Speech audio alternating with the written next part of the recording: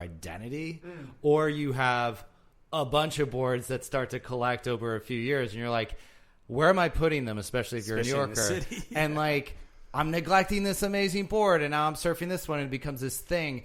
Whereas, like, what I'm curious, like, as your model evolves, is like, how do we get psychologically away from like wanting to own a surfboard, own an object, where actually we really just want to be like the service of the object, which is like that is the ride, and like we'll get to know the board, but like we're there to surf, not really. And there's many that love to collect the object, and that's cool. Yeah. But like we're there to surf, and we need the boards to surf. And like, so maybe how can we access more of actually what we love to do, which we sort of get in the way of with like all the object collecting. Right. Yeah. Have people like, have you gotten feedback that like maybe they're enjoying the sport more as they're like given more liberty and access? Yeah. And it, if you want to sign up for it and you don't want a longboard, I mean, we can tailor the subscription to somebody who just wants, like a couple short boards and a mid-length, but as it stands, it's kind of pushing you to experiment and to try something maybe that you haven't tried before.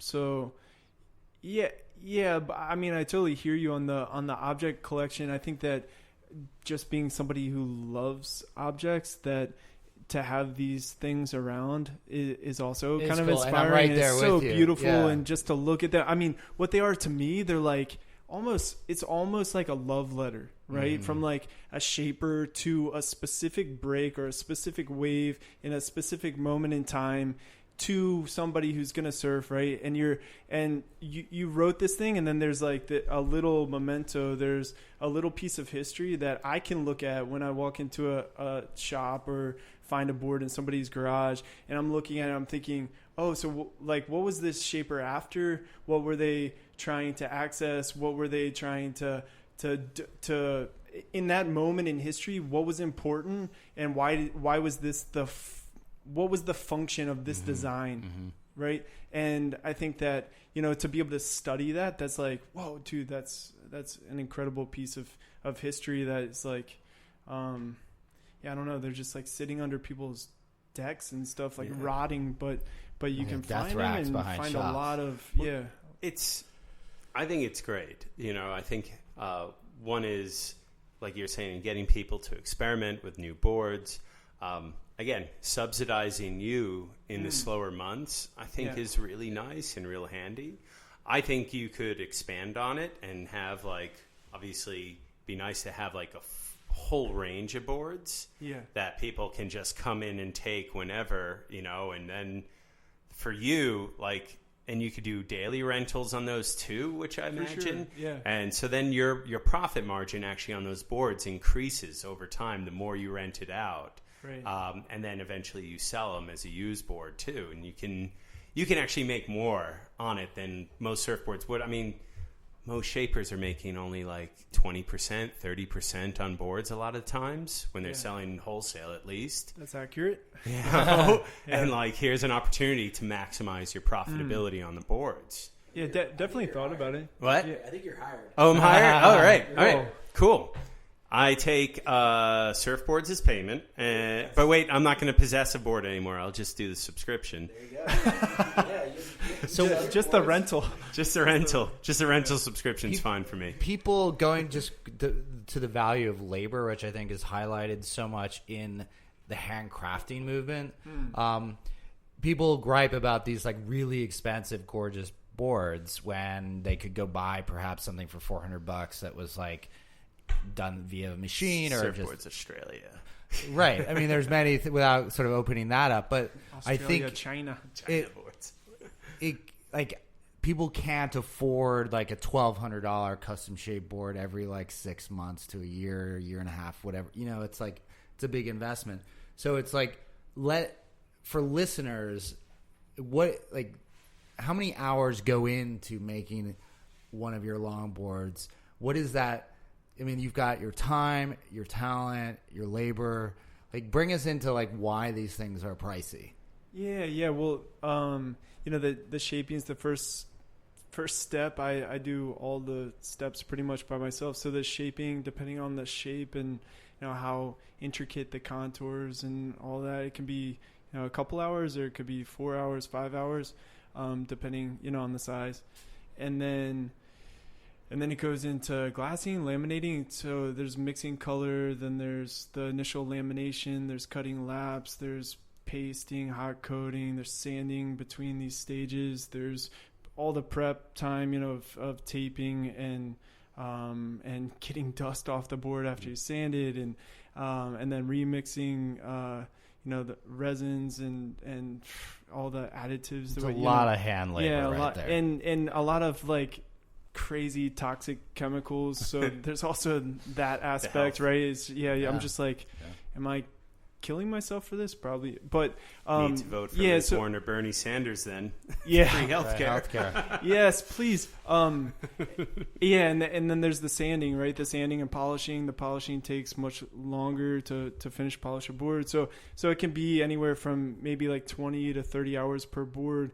But those are like super intense labor hours. It's not like. None of it's really idle time. When I'm in the shop, which can be from 6 or earlier in the morning until 10 at night. I never sit down. It's just like always something to do. Bam, bam, bam, bam, bam, bam, and we'll have like right now. I think in the shop we have about 20 boards that I'm working on, and so they're all at various stages, and it's taking down board after board after board and trying to do step after step, right? So it's. Yeah, it can be very daunting. I think that there's a definite expiration date on Paul Schmidt being all of Paul Surf in the board building department. But I love it all so much. That's why it's semi-sustainable at the moment. Because the moment I wake up, I'm literally stoked to go into the shop. As much as I would be to maybe go surf a good wave, maybe not an epic wave. But I love getting in there, and it's play for me. It's fun. So I feel like I'm winning in that area. And of don't life. forget your rent that goes into it too. Oh yeah, of course, yeah. The rent, the electric, trying to keep the shipping containers warm in the winter and cool in the summer. They're like, it's in the oven in the summer. So it's a lot. Yeah, for sure. Material cost. That's something that I think was interesting, like for me when I was spending more time in the shop, was before, or I guess I'd spent time in a couple other shops, but not really more than just like an hour here and there, and like watching the actual like how many different steps there are and how many different like decisions there's to be made. Whereas like someone like me, I'm so indecisive. It'd be like I'd be making a board for like 500 hours for one board. Mm-hmm. So like seeing that was kind of like a learning experience, but then for about a year, just thinking that was kind of how all surfboard factories went. Like it was, I just assumed it was one guy that did everything because that's what I saw. But really like how you can, scale up boards is by having certain people doing different jobs, specific jobs. So production line. Yeah. But that's also really, really hard to get quality people that can do all those things, that live in New York, that want to live in Rockaway and want to work in a marina, Never hire a surfer, though. Tell you that. Hence this Saturday's event. Maybe it's a recruitment tool. Yeah, exactly. Saturday you go to Home Depot and pick up some guys, So all right, so there's three of you at our desk. Chase, we haven't heard from you. Let's talk about your involvement here. So what are you doing here? Left track. Hold on. There we go. What are you doing here? Hey. Hey. So I was the guy. I was actually at Home Depot this morning. Nice. And Paul picked me up in his red truck, and he was looking for a guy to do a little bit of labor for free. And you really know how to drive a bargain. Not yet. The background, I'm from Minnesota, so pretty far from the coast. But there's surf there, not too far. There is surf, yeah, up in North of Superior. Duluth. There's a scene. Yeah, There's a scene there. Yeah, so I always I've been a little bit obsessed with juxtapositions and being a little bit different than what's expected in an area. So grew up playing hockey, and this last year moved to New York and was looking for a place to live, looking for something cheap. My girlfriend and we were looking in Brooklyn and completely priced out, looking in Queens and Astoria, completely priced out. And my sister from back home found a Facebook post of someone out from way back in high school saying, hey, there's an apartment out in Rockaway, Queens, and we're hoping that someone will come fill this space to block off the beach. Come check it out. Sweet. And the price was right, and so I was like, oh man, like I'm looking to save a little bit of money, but I've always kind of wanted to live by the coast, and wasn't ever thinking that this would be the time to do it, but it kind of happened.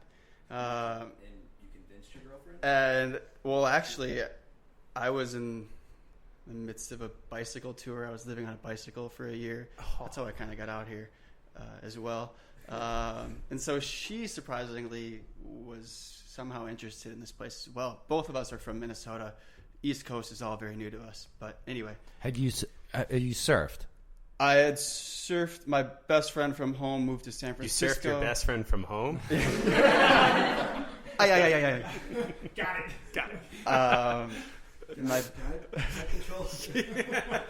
goodness gracious. It's really fun playing with this. Keep barreling through. Welcome to New York. All night, by the way. Sorry. My best friend from home moved to San Francisco, and him and I grew up. Were interested in surfing, and right when he moved to San Francisco, started surfing at Ocean Beach, and so I would fly out every once in a while and throw on his XL 4.3 suit with a hole in it, and you learned to surf at Ocean Beach. And hop on. Epic. Rough. But is like rough. once a year, coming out from Minnesota with little shoulder strength and cardio ready for it, and would just get absolutely destroyed and shiver and pretend like I liked what I was doing. But yeah, it was always kind of this thing where we grew up thinking it would be really fun to be a surfer. Like, we're from Minnesota, we're far away, but like it'd be fun to be a surfer. So he's west. My girlfriend and I move out east. We find this place in Rockaway, and I knew right when I got there I had to get a little bit involved in the surf community. Digging through some mail in our place. A couple of days later, we're sorting through our mail, and we're getting stuff that's labeled Paul Surf, Paul Schmidt, Paul Surf, and like every day I'm like, yo, this dude didn't change his mailing address, but I'm like, this is pretty cool, and I should. A year and a half later. I should probably. I'm trying to figure this You out. thought instantly, this guy needs business. So it was like bills and Bills, collection yeah. agencies. That, Hey, they're about to turn off your Con Ed, man. So it turns out it was a place that Paul used to live. Luckily, we're in a kind of a connected world with social media, and I just quickly did a little Instagram search and found a lot of the content that him and Thomas were putting out, and sent a quick DM and didn't hear back, and sent another DM. I was like, do I hit this guy up again and again? Finally, after trying to date this guy for a while, hear back, and It's actually funny. Go on. I've never heard this story to this level. Go on. if you're still here, and kind of started to try to introduce myself into what he's trying to do, and I instantly kind of found this need, because his hands are full, like you're saying, all these steps of board production, like all the communication and conversation and materials that go into one board are hours and hours and hours, and all the details and keeping that all organized and making a customer happy are another challenge in itself. Yeah. And so all these bottlenecks that are occurring within in building a board occur also in actually getting a board sold. So what kind of all these things. And so I initially just wanted to learn how to make boards, but then I found that, hey, here's actually a place that I can make myself useful while I'm here.